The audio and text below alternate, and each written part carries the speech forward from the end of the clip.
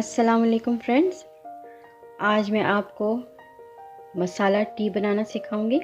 इसके लिए जिन चीज़ों की हमें ज़रूरत है उसमें है अदरक हम इसमें क्रश करके डालेंगे। अदरक का एक छोटा सा टुकड़ा हमें चाहिए। हमें 2 टुकड़े चाहिए सिनेमन स्टिक्स की, यानी कि दालचीनी की जो स्टिक्स होती हैं उसकी।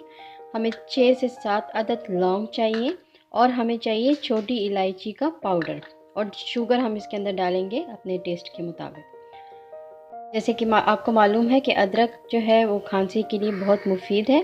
अगर आपको खांसी हो रही है, खुश्क खांसी हो रही है या बलगम वाली खांसी हो रही है, तो आप एक अदरक का छोटा सा टुकड़ा चबा कर खा लें, तो उससे आपकी खांसी जो है वो उसमें बहुत फ़र्क आएगा। उसके बाद हमने लिए है सिनेमन स्टिक। सिनेमन स्टिक भी खांसी और रेशे के लिए बहुत मुफीद है।